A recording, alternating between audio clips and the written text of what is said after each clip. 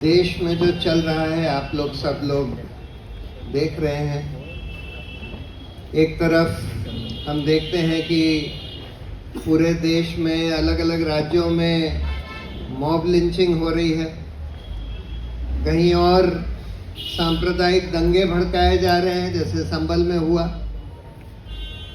जगह जगह इस तरह की बेहुदी पिटीशन फाइल करी जा रही है कि ये मस्जिद के नीचे मंदिर था कई सौ साल पहले और उसकी खुदाई करके पता लगाना चाहिए कि इसके पहले मंदिर था, जबकि प्लेसेस ऑफ वर्शिप एक्ट में वो रोक लगा दी है कि 1947 में जो स्थिति थी वो यथास्थिति मेंटेन करी जाएगी। कुछ लोगों के ऊपर बस आरोप लगा के उनके घर बुलडोज कर दिए जा रहे हैं।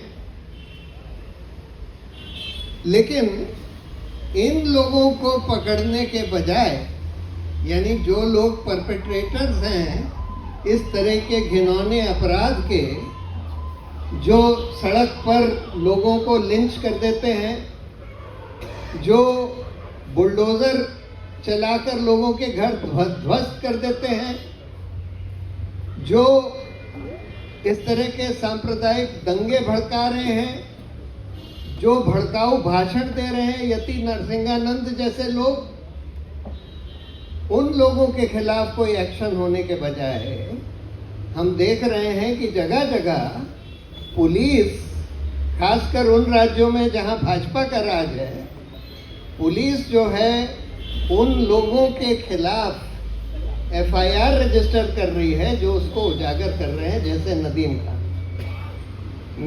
ने और उनके संस्था ने, association for protection of civil rights ने कितने सारे इस तरह की घटनाओं के बारे में तहकीकात करके, फैक्ट फाइंडिंग करके रिपोर्ट बनाकर प्रकाशित करी है, यहीं से प्रकाशित करी है। आज वो शायद सिविल लिबर्टीज के स्पेस में सबसे मुस्तैद और सबसे इफेक्टिव कैंपेनर हैं सिविल लिबर्टीज के इस देश में।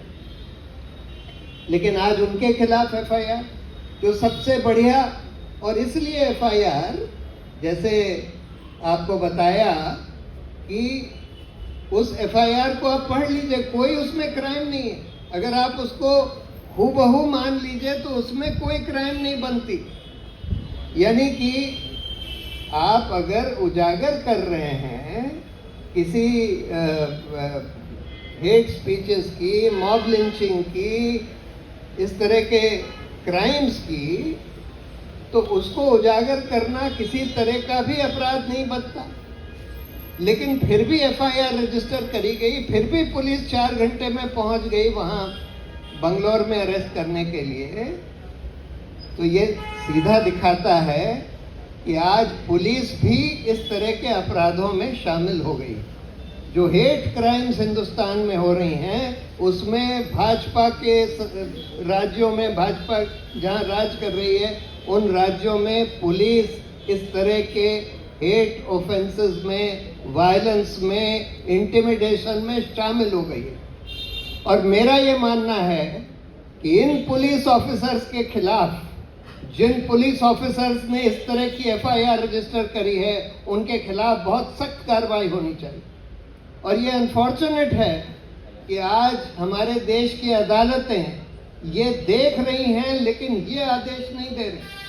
कभी कभी रिलीफ देती हैं, बेल देती हैं, कभी कभी कुछ वॉश भी कर देती हैं केसेस को, लेकिन जिन लोगों ने झूठे केस बनाए, चलाए, लोगों को अरेस्ट किया, उन पुलिस ऑफिसर्स के खिलाफ कोई एक्शन अभी नहीं हो रहा।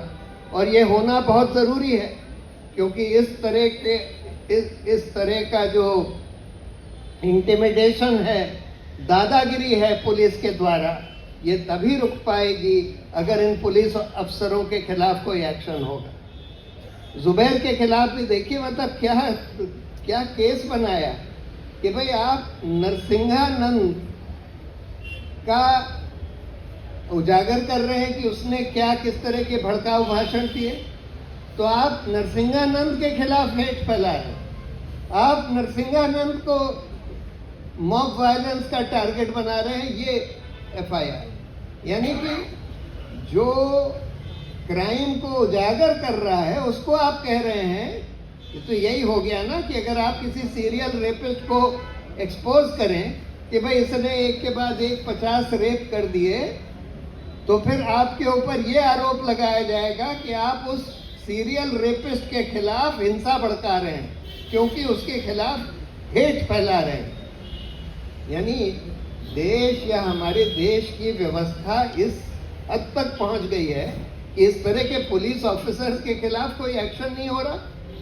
बिल्कुल तुरंत मैं तो ये सब सारे लोगों से, पूरे देश से, जुडिशरी से दरखास्त करना चाहता हूं कि अब ये समय आ गया है कि इन सारे पुलिस ऑफिसर्स को एक एक करके चिन्हित करके इनके खिलाफ सख्त से सख्त कार्रवाई होनी चाहिए, इनको सस्पेंड करना चाहिए, इनके खिलाफ क्रिमिनल इंटिमिडेशन, फॉल्स प्रोसिक्यूशन वगैरह के केसेस चलाने चाहिए, तब जाकर ये सिलसिला रुकेगा।